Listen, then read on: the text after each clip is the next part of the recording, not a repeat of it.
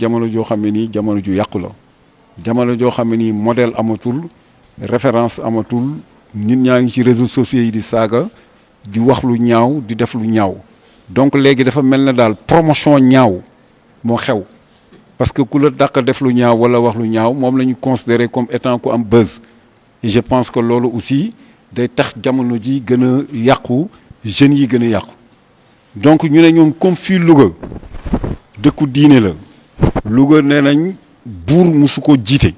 le Njàmbur n'a jamais été gouverné par un roi Louga aussi nee nañ musta jaamu xërëm te Louga aussi dafa mel ne daal dafa tëb rek kilifa yëpp ne Louga lañ jëm wax naa ne sëñ Touba ñëw na fii Louga ñaata yoon kenn xamu ko dem ziyaare ji yërmande keroog bu ñu jógee jeewal ci gaar bi la jaar en 1895 dem Saint-Louis il a été ñëw na fii jàkk xewar fanaan fii julli fii maam Alaaji Malick ñëw na fii ne dama fii dëkk fekk fi maam Malick Sarr fekk fi maam Malick Sall continuer son chemin maam Cheikh Mbaye mi ngi jóge Jolof ñëw Louga nga jël Thierno Mountaga Daxataal mi ngi jóge dans le Nioro di dox ba ñëw Louga en 1944 donc def fi 13 ans yoo xam ne dafay liggéeyal yàlla te tey jii wax dëgg yàlla liggéeyam siiw na ñëpp xam nañ ko donc nit ñooñu dañ leen war a xam tey jii nit ñi xamuñu ko moom kan moom maam Cheikh Mbaye dañ ko war a xam nit ñi war nañoo xam kan moom maam Malick Sall il a vécu 144 ans donc presque un siècle et demi te bëñam musta yàqu musta naag ay bëtam musta yàqu je pense que loolu aussi il est temps que doomu aadama yi xam ko fii ci jàkka Njaween maam Makhtar Sy bi nga xam ne nii moom maam Ousmane Sy mi jur Seydou Hadji Malick ñoo bokk benn baay mais mi ngi tëdd fii waa Louga xamuñu ko ak ñeneen sëñ Abbas Sall en tant que grand poète écrivain bind ci diine di nit ku baax moom itam il est temps que ñu xam leen et il est temps que même aujourd'hui sax ñi nga xam ne nii tey ñoo yore dëkk bi di muy waa maire yi conseil départemental mais tuddee ñooñu ay édifices ay bâtiments ay écoles parce que loolu am solo la day tax ñu ko leen xam tey suñu sàmbay mais mën nañ ko tuddee université nga jël nouveau lycée mën nañ ko tuddee Thierno Mountaga mën nañ ko tuddee Cheikh Sadou Abi parce que fële base chérif yi la jël franco arabe tuddee ko suñu Abbas Sall jël le lycée par exemple bi nekk fii ñu tuddoo ngi di la bi nekk fii rek kon ñoom Touba Seras ñu tuddee ko ku mel ne El Hadj Moussa Diop il le mérite ak yeneen donc daal jot na tey jii ñu fësal suñu mag ku mel ne centre de santé bi ñu tuddee ko moom soxna nationaliste donc je pense que daal jot na tey jii ñu revaloriser en tout cas Louga à travers ces figures historiques tawu El Hadj Malick ñu ngi fii ci armée soxna Fatou Sy moom moo jur soxna Rokhaya Sarr ñu jur Seydou Wele ñu jur si xalifa soxna Rokhaya Ndiaye bi nga xam ne nii mooy soxna sëñ Babacar Sy di astafurlaa di yaayu sëñ Babacar Sy ñoom ñu tëdd bi maam Astou Malick Sy ñi nga xam ne nii doomu El Hadj Malick di sëru sëñ Babacar ñu tëdd bi Thierno Mountaga Daha décédé en 1957 ñu yóbbu ko ca Bétoir pendant plus de 23 ans il a demandé à travers un rêve prémonitoire que nañ ko indi Louga mais kon mën naa am fii dafa barkeel loolu tax fii suuf su am solo la te nag patrimoine boobu ñu am dañ ko war a conserver tey jii centre Sëñ Sam Mbaye bee war nañ ko transformer def ko un musée du Njàmbur nga xam ne dañ fay exposer kilifa diine yëpp seen jaar-jaar ak liñ bind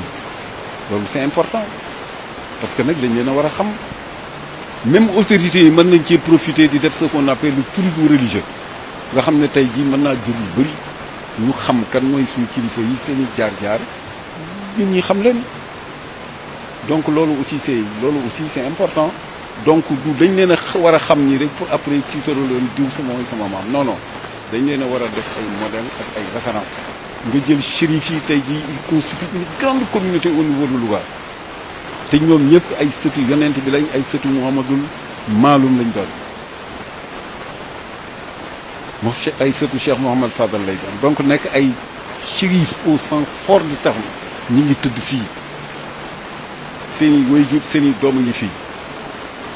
xale bi le jeune limaan laa rek mi ngi yore ngandam association boo xam ne nii liggéeyam tey jii moom mooy orienté ay jeunes teg ay xale ci yoon liggéeyal yàlla Chérif Limane bi ñëwoon fii léegi. Donc yooyu yëpp c'est pour montrer que Louga daal Louga au-delà de ses potentialités économiques regorge aussi de potentialités spirituelles. waaw mais parce que Texé administrateur bi Louga la dëkk comme livre bi aussi affaire Louga lay wax mais rafet na tey jii ñu jox ko parce que nag ñun tey jii man su ma ñëwoon tey jii fekk leen fi yéen ngeen yore seen i télévision wala seen leneen ci yow laay ñëw Thiam wala ci Jacob parce que vous êtes de cette ville man seen produit laa bëgg ñu valoriser ko kon loolu rek a tax ñu jox ko Texé pour bëgg aussi ñeneen ñi ñëw éditer ko parce que édition bi aw na yoon. Pour le moment daal génnee nañ plus de 100 livres marraine bi jël na 50 tout à l'heure am na ñeneen ñu ne day jënd après danañ rééditoire yeneen livre jox ko ñëpp beneen yoon danañ def fii benn cérémonie dajale élèves yëpp wax leen livre bi li ci nekk pour ñoom ñu xam ko jënd ko. Et ñuy recommander aussi aux autorités que ñu dugal dans les curricula de l'éducation ñii ñu leen di jàngal parce que moo gën ñuy jàngale ay personnalités françaises ay personnalités en tout cas d'autres pays. ñii dañu leen a war a jàng fii ci Louga en histoire ñu xam ñooy kan parce que nag def nañ ci lu rëy. Nous avons écrit ce livre c'est tout simplement dans le but de réhabiliter les valeurs incarnées par les personnalités religieuses qui vivent à Louga parce que on s'est rendu compte que Louga peut être considéré comme étant un carrefour de personnalités religieuses. Toutes les familles religieuses sont représentées ici à Louga. La famille Seydou Hadji Malick, la famille de Seigne Touba, la famille de Seigne Sam, la famille de Mame Cheikh Mbaye, la communauté des chérifs, Thierno Mountaga Daha Tall, donc la famille omarienne. Bref, toutes les familles religieuses en tout cas ont leur représentation donc au niveau de Louga. C'est pourquoi on a pensé écrire un livre intitulé Louga, terre de spiritualité, parce que d'abord, le Ndiambour n'a jamais été gouverné par un roi. Deuxièmement aussi,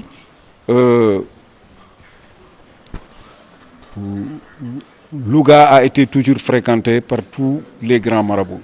Par exemple, Seydou Hadji Malick Sy a voulu habiter à Louga, mais lorsqu'il a trouvé ici Mame Malick Sall, il a préféré continuer en tout cas son chemin jusqu'à Tivaouane. Seigne Touba, tous ses fils aujourd'hui ont des maisons à Louga. Kër Seigne Bara, Kër Seigne Fallou, Kër Seigne Modou Moustapha, Kër Serigne Mourtala Mbacké. Donc tout ça, ça montre que donc, en tout cas, Louga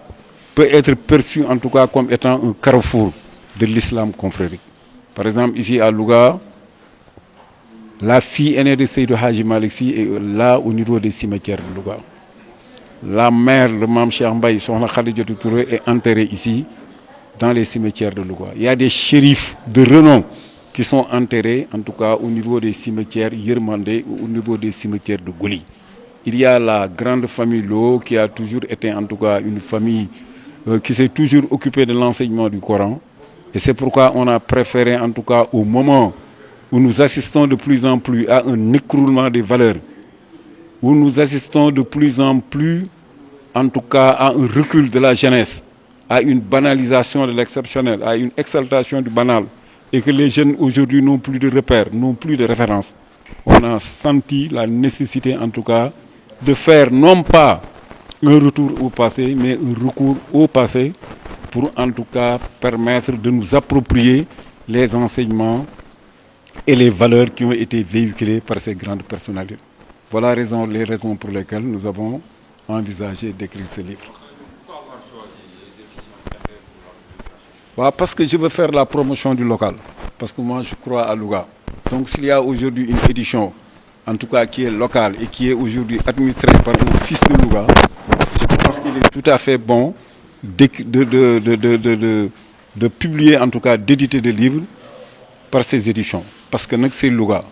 Et nous aussi, nous travaillons pour Louga. Et le livre aussi ne parle que de Louga. Donc on a voulu en même temps faire la promotion de Louga, mais aussi faire la promotion du livre. Bon, ça m'a pris à peu près 2 ans.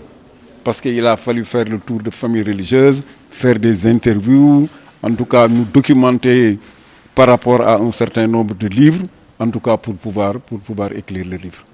Donc, pour le moment, nous en sommes à une centaine. Bon, déjà, Madame la marraine a acheté les 50. Tout à l'heure aussi, il y a des gens qui ont émis le vœu d'en acheter. Et maintenant, on va en tout cas renouveler l'édition et ventiler ça dans tout Louga. Parce qu'aujourd'hui, je pense que les élèves doivent connaître ces figures. 100, une centaine de livres. Et la marraine en a déjà acheté 50. Oui. Maintenant, on a promis en tout cas de rééditer pour permettre à tout le monde d'en avoir. J'ai parlé tout à l'heure que les jeunes doivent le lire, les élèves, parce qu'aujourd'hui, ils n'ont plus de repères, ils n'ont plus de références. Alors que je pense que ces personnalités-là peuvent être considérées comme étant des viatiques. Parce que ce sont des personnalités qui sont connues aussi bien sur le plan national que sur le plan international.